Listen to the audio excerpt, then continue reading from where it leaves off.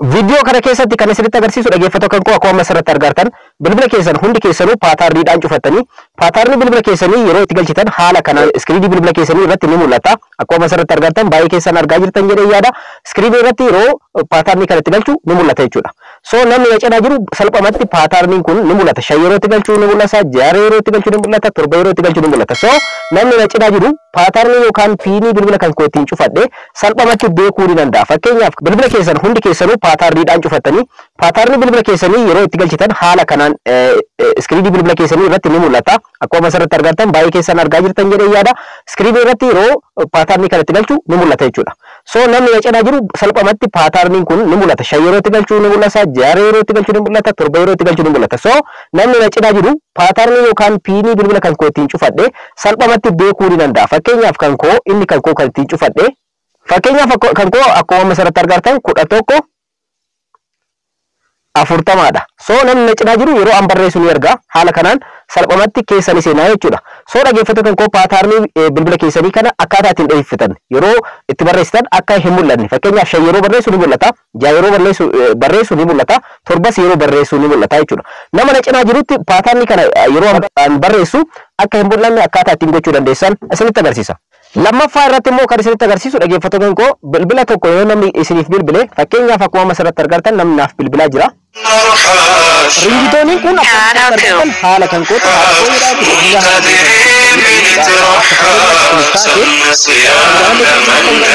ringitoonii kana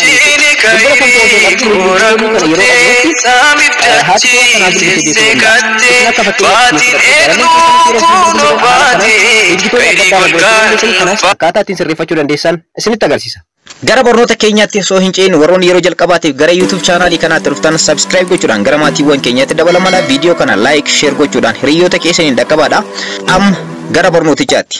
Egaa jalqaba irratti kan isinitti agarsiisu akkuma asirratti argartan yeroo paataarnii bilbila keessan irratti galfattan hiriyyaan keessa yookaan namni tokko cinaa keessa yoo jiraate paataarnii san salphumatti iskiriinii keessan irraa dubbisuudhaan beekuu ni danda'a. Ergasii bilbila keessan keessa seenee yeroo bira wanta adda addaa isinirra geessuu danda'a. So kanaafiyyuu lakkoofsi asirratti mul'atu kun akka hin mul'anne akkaataa ittiin dhoksuu dandeessan jalqaba irratti isinitti haa mul'isu. Kanas gochuudhaaf dhaggeeffattoota koo sitingii bilbila keessanii seentu. Sitingii bilbila keessanii keessa erga seentanii booda akkana keessa gad dhufuudhaan dhaggeeffattoota koo biometrics and security kan jedhu keessa seentanii yookaan immoo security and privacy kan jedhu keessa seentanii bilbila irraa bilbilatti garaagarummaa qaba. Ana biratti biometrics and security jedha. Asan biratti immoo security and privacy jechuu danda'a. Bilbila irraa bilbila garaagarummaa qaba waan ta'eef isa keessa seentu wanta kana sirreeffachuudhaaf. Ergasii immoo gara dhumaa irra nu dhuftanii dhumarratti other security settings kan jedhu kana keessa seenuudhaan salphumatti dhaggeeffattoota koo make password visible kan jedhu kana off godhattan. Isa kana on ta'ee yoo argame off godhattan.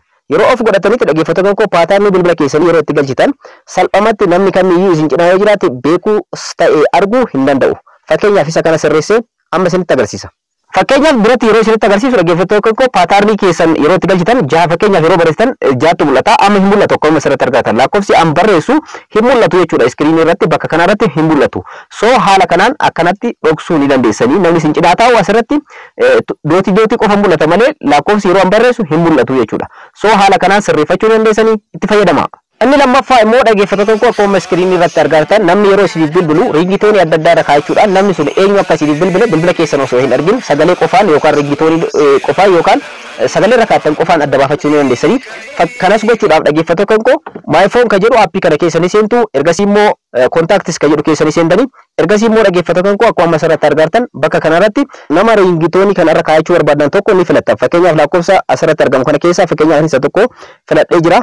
Isa kanarratti erga filattanii booda lakkoofsa tokko jechuudha. Ergasii immoo mallattoo raajeffannoo kan ofirraa qabdu isa kana irratti kilik gootanii. Itti aansuudhaan immoo dhaggeeffattoota koo edit kan jedhutu ni argamti. Edit kan jettu kanarratti kilik gochuudhaan.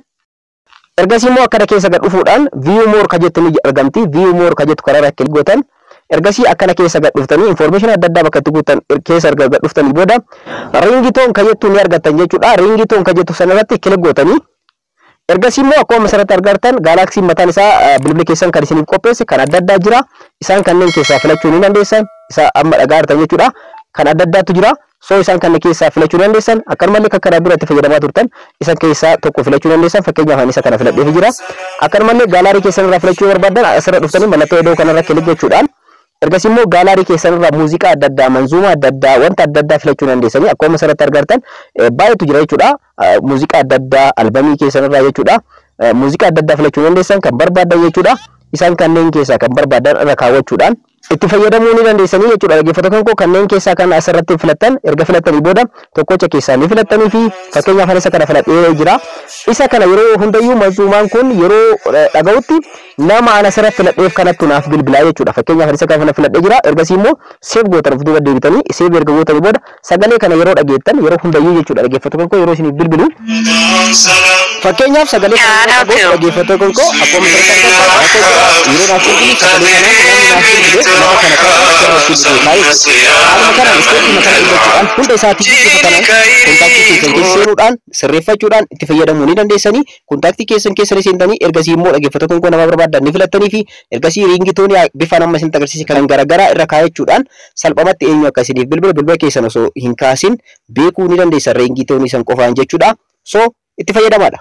Warroonni kan koo kanarraa kana fakkaata akka irraa fayyadamtan akka itti fayyadamtan abdiin qaba warroonni YouTube channelii kanaaf haaraa taatan subscribe gochuun nagadina video kana like share gochuudhaan hiriyoota keessan dhaqqaba yeroo biraa barnoota biraatti walitti deebina horaa bulaa.